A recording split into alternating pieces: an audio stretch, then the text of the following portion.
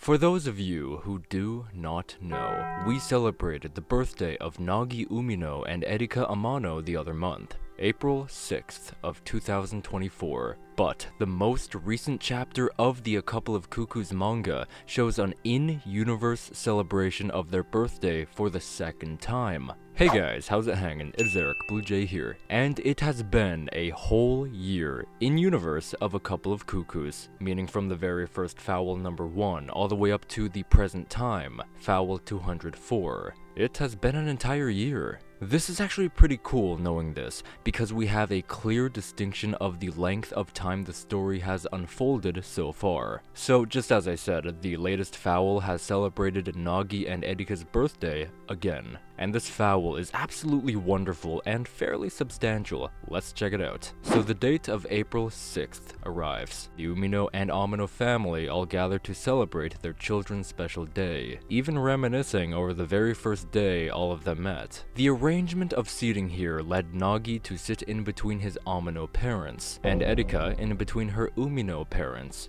Very interesting to finally see a shot like this. And I really liked what Sachi said here. Looking at you like this, it really hits home that you two were swapped at birth. I guess that's what blood ties look like. Both Nagi and Erika are of 18 years old now. They've become adults. This has a good chance of trajecting the series into a new direction. Now that our protagonists are 18 years old, they can finally get married, which obviously is my dream ending to this franchise. However, before it ends, there's quite a few ties that need to have light shed onto it. What are Nagi and Erika's careers going to be? Who will inherit what? Who's Nagi going to marry? Is Nagi going to end up going to college? And most importantly, what happened between Shorichiro and Sosuke? With that in mind, Shorichiro asks Nagi how his time was in Hakane working at the Umino Nebula Villa. He said it was a fun experience, he enjoyed working there, and the view was incredible. We also learned that the Nebula Villa was constructed where it is because of Shorichiro buying the land since he loved the view himself. So right off the bat here, during this birthday gathering, I already feel Nagi and Erika both maturing greatly,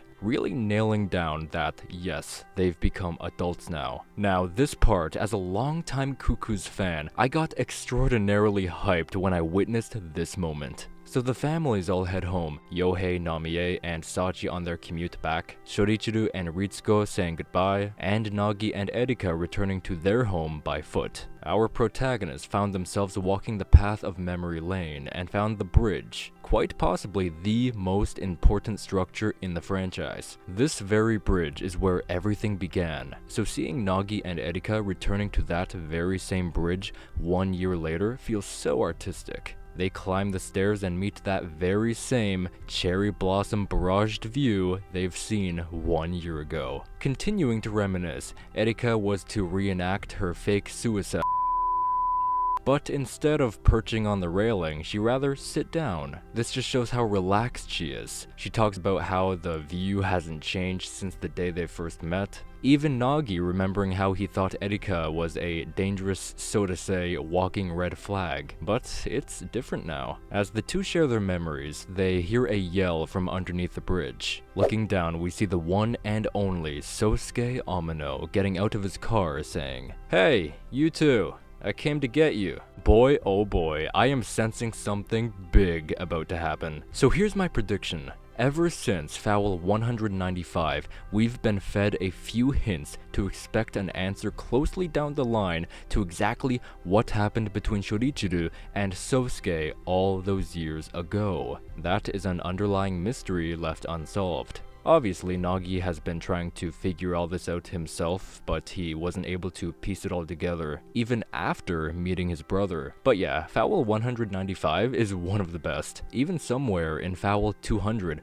we've heard the manager, Hiroshi Okita, talk about this mystery, unfortunately to his unknowing. Now, within the upcoming chapters, I'd say expect an answer to this question, especially with Sosuke appearing at the very ending of foul 204, aka the latest chapter. Earlier this year, I got my brother on this anime. He absolutely loved it. After he finished season 1, we speed read the manga together, and from what I could tell, his favorite mystery was this. What the hell happened between Shorichiro and Sosuke? So he's gonna have a ball getting an answer to this very soon. Either way, it's clear that he's going to take Nagi and Erika for a joyride at the beginning of Foul 205. The perfect opportunity to ask Sosuke himself. The perfect environment too, because, simply put, he can't get away. This was brilliantly set up, all for such an accusation. So, just in case you've never noticed, it appears that people of the Umino bloodline can often disappear at pinnacle moments or conversation. Foul 165, Shorichiro escapes via helicopter to avoid talking about Sosuke.